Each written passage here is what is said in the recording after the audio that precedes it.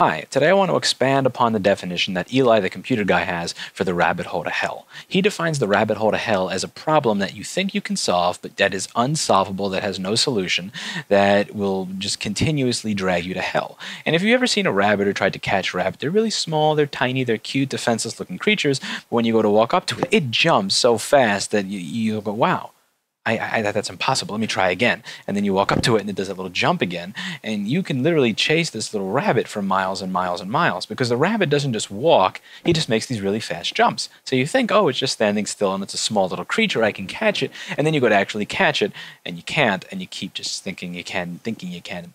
And the thing with the rabbit hole to hell is the rabbit hole to hell is a problem that you think, oh, the solution's right there, and you keep going to catch it, but the rabbit literally takes you all the way to hell in the attempt to solve the problem. And what I define the hell as is the time that I could have spent with my family that I can't because I was thought the problem was solvable. The time that I could have spent managing other issues at work. The time that I could have spent managing staff. The time I could have spent on other repairs that I didn't actually put into that because I put all the effort into this little rabbit who, again, I cannot catch him, but he did manage to take me all the way to hell. Now, I don't think the rabbit hole to hell is a problem that I can't solve. A lot of people define the rabbit hole to hell as an unsolvable problem. Because if it was an unsolvable problem, I don't think so many of us would chase it. Rather, the rabbit hole to hell is a problem that we can conceivably solve. It does have a solution. Somebody else but me may be able to solve it. Me on a better day may be able to solve it. But within the practical reality of how my business works, how my life works, and where my head is right now, in these under these specific circumstances, it's not a problem that is worth solving. And again, that's where it really gets dangerous because you start to kind of tie it into your own ego and your own sense of self-worth that you cannot solve this problem because you feel like you need to be able to solve it. You feel like you're unprofessional if you can't solve it. You feel like people are going to make fun of you or insult your skill set if you can't solve it. And you need to not care what other people think. You need to have a good sense of self-confidence and a good sense of self-worth and a good feeling about who you are in order to not get sucked into the rabbit hole to hell. Insecure people are often the ones that get sucked into these rabbit holes to hell, or people who are just starting out in a new job or a new profession because they really want to prove that they're good at it. They want to prove that they're worth something, and they don't want to just give up on a problem. Whereas it's the more experienced people that can look and go, you know what? This may be solvable. This may have an answer.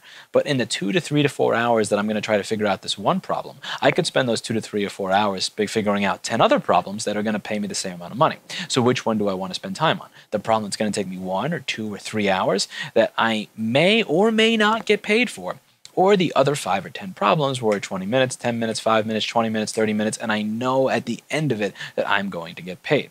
It's the latter. And again, it is hard, even at where I am in life and where I am in business, it is hard to say, you know what, this is not a solvable problem, move on, because I don't want to disappoint people, because I don't want to disappoint myself, because I don't want to disappoint the people who may be looking up to me to fix this problem for them. But I do have to eventually say, you know what, screw this, I'm going to be working on something else. So rabbit hole avoidance is going to be something that I'm talking about in this class. I want you to look at a board and realize, well, this may be fixable. While somebody may be able to do this, it is not within practicality for me to do this. And it's something that you need to think about, and it's something that you need to create your own guidelines for yourself as to how much time you could spend on a problem. You're going to have to create those boundaries and those guidelines for you based on the reality of your business. How much time do you have to spend on a specific problem? What is your pricing structure for it? Are you charging whether or not you fix it? Again, my business is no fix, no pay, and I also have very little time to work on a lot of the problems that I get. There are people who ask, hey, can I visit you? Hey, I'm in New York. Can I see you? Or, I'm a fan from YouTube. Can I meet you for 10 minutes? And they think I'm being rude when I say this, but they get it when they visit here. There really is no free time. If a problem takes longer than 10 or 20 minutes, most of the time that problem needs to go in the garbage. So within the practical reality of my business, I really do need to be able to solve board issues within 10, 20, or 30 minutes, and I need to know that when I'm done with that 10 to 30 minutes that I'm getting paid for it, but that I'm fixing it, because if I don't, I just wasted that time. And then I know that there's going to be a pile on my desk of other things that I have to do. If I were in the middle of nowhere and I had nothing else to do, then maybe the reality would be different and I'd have a different outlook on it. So what I'm going to be teaching as a part of this board repair class is how to come up with limits with your own business in terms of when you should stop chasing the rabbit. Again, I only have time to chase the rabbit until the outside of the store, maybe the corner traffic light. Other businesses, you may have the time to chase the rabbit 2 or 3 miles down the road. Some of you may have so much time available because you're independently wealthy and you just like figuring things out that you may be able to chase that rabbit all the way to hell. I know at this point in my life that I'm not chasing that rabbit all the way to hell, nor do I recommend you do it. And this also ties into some of the stuff that I've been getting sent recently, and also some of the misconceptions I think that have been created as a result of this channel. See, I know more than a lot of the people watching this channel. Now, one of the problems when I know more than you is you don't think that I am like here and you're here. What a lot of people think is since I know more than you that I must be God, that I must be able to solve all these problems that nobody else can solve, that I have the answers to everything. I don't. Again, some of you have been sending boards that have like shorts to ground on every single rail that are burned, brown, fucked with trash, that have like every pin of the LCD connector shorted together, and like the BIOS chips that are burned. And let me tell you something, I'm not going to be solving these problems. I am going to be sending them back to you. And it's not to be mean or cruel. It's just I look at this, I work on it for 10 minutes. It's still fucked after 10 minutes. And like, yeah, I'm done. When I see stuff that looks like, again, I have a slot right over here filled with stuff that's going back to somebody.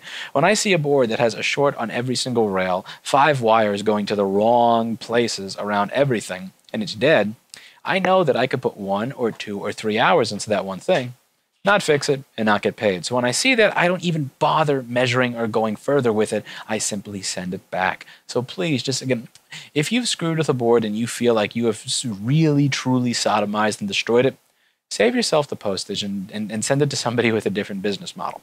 My business model is I am one person who gets a very large stack of stuff to fix. Do I spend that time on the ones where I have a chance, or do I spend that time on boards that are fucked to shit? The answer is the former. Again, I've always talked about time management on this channel and where you should put your time.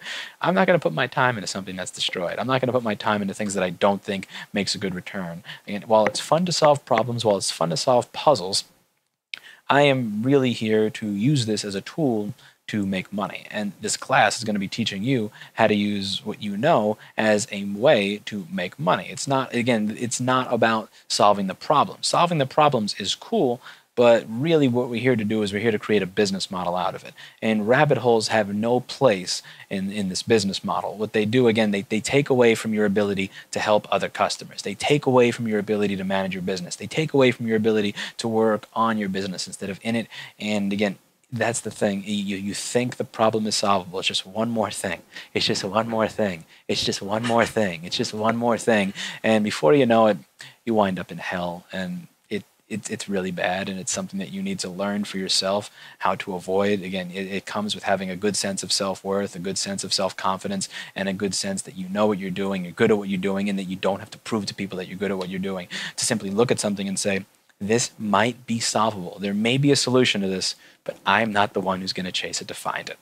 And again, with people who send stuff, if you are looking to send things that where you know deep down in your heart that you destroyed it, again, save yourself the postage, because I'm going to look at it for 5 or 10 minutes. I'm going to make a couple of measurements. I'm going to replace 2 or 3 things and say, you know what, trash. And I would suggest that you do the same.